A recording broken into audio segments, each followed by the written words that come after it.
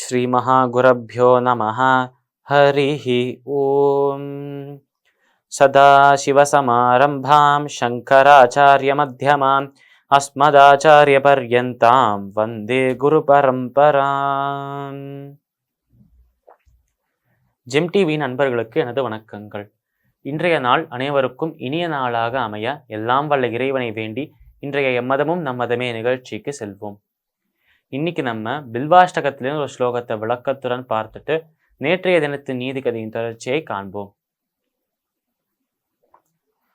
ஷாலிக்ராமசிலாமேகாம் விப்ராணாம் ஜாது சார்பயேத் சோமயஜ்ஞம் மகாபுண்யம் ஏகபில்வம் சிவார்ப்பணம். இந்த ஸ்லோகம் ஸ்ரீ பில்வாஷ்டகத்தில் 4வது ஸ்லோகமாக இருக்கு. இந்த ஸ்லோகத்தில் சங்கராச்சாரியர் ஆதிசங்கரர் இந்த வில்வத்தை பத்தி, அந்த வில்வத்தின் அந்த மகிமையை பத்தி என்ன சொல்றார் என்றால், இதற்கப்புறம் வர ஸ்லோகங்கள்ல பெரிய பெரிய விஷயங்கள், பெரிய பெரிய யாகங்கள், யஜ்ஞங்கள், பெரிய பெரிய செயல்கள் செய்யறதுனால வர புண்ணியங்களை இந்த ஒரே பில்வ இலையே தரும் என்று சொல்றார். சுருக்கமாக சொல்லணும் என்றால், அப்படி என்னென்ன பெரிய பெரிய விஷயங்கள், என்னென்ன பெரிய பெரிய யாகங்களை பத்தி அவர் சொல்றார், அதை தான் இதுக்கப்புறம் வரப்போற ஸ்லோகங்கள் விரிவாக பார்க்க போறோம். இப்ப இந்த ஸ்லோகத்தில் அவர் சொல்ல வர விஷயம் என்ன என்றால், ஷாலிகிராம சிலாமேகாம் விப்ராணாம் ஜாத்து சாப்பயேத்.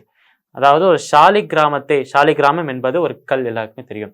அப்பேருக்கிட்ட அந்த ஷாலிகிராமம் அந்த கல்லை விப்ராணாம் ஜாத்து சார்பயேத், அந்த பிரம்மத்தின் நிலையை, பரம்பிரம்மத்தை பற்றி அந்த ஞானம் உள்ள ஒரு அந்தனருக்கு அந்த ஷாலிகிராம கல்லை பரிசா அளிக்கிறதுனால வர பயன், அது பரிசா அளிக்கிறதுனால வர புண்ணியம், மற்றும் சோமயஜ்ஞம் மகா புண்ணியம், சோமயஜ்ஞம் என்று அழைக்கப்படும் அந்த ஒரு யஜ்ஞத்தை செய்யறதுனால வர பலன். இந்த 2 பலனையும் ஏகபில்வம் சிவார்ப்பணம், சிவனுக்கு அந்த ஒரு வில்வத்தை சமர்ப்பித்தாலே அது நம்மளுக்கு கிடைக்கும் என்று சொல்றான்.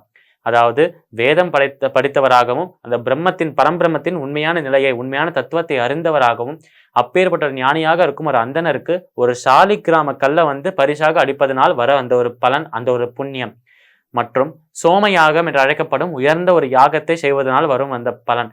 இந்த 2 பலனும், இந்த 2 புண்ணியத்தை விட உயர்ந்த புண்ணியத்தை, இந்த 2 சேர்த்தாலும் வராத அளவுக்கு ஒரு பெரிய புண்ணியத்தை ஏகபில்வம் சிவார்ப்பணம், அந்த சிவனுக்கு ஒரு வில்வ இலையை சமர்ப்பித்தாலே வரும்.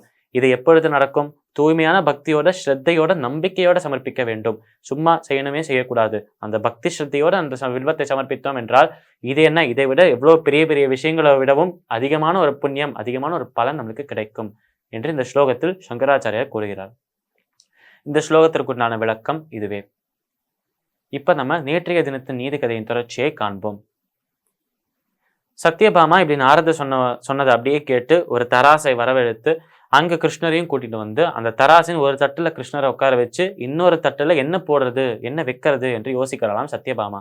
இந்த இடத்துல என்ன பொருளை வச்சா நம்ம கிருஷ்ணோட வெயிட்டுக்கு, கிருஷ்ணோட இடைக்கு சமானமாக இருக்கும் என்று யோசித்திருக்கும் போது டக்குன்னு ஒரு ஐடியா வர்றதான், ஒரு யோசனை வர்றதா.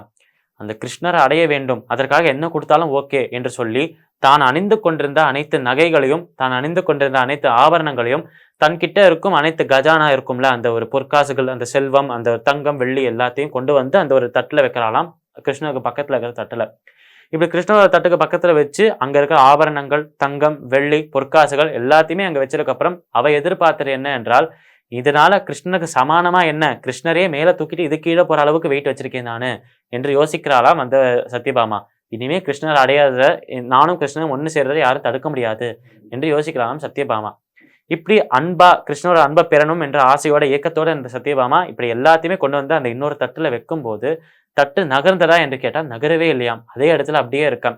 கிருஷ்ணர் கீழே இருக்காராம், அந்த தட்டு மேலேயே இருக்கான். கிருஷ்ணர் மேல போல, தட்டு கீழே வரல, 2மே சமானமான நிலைக்கு வரவே இல்லையாம்.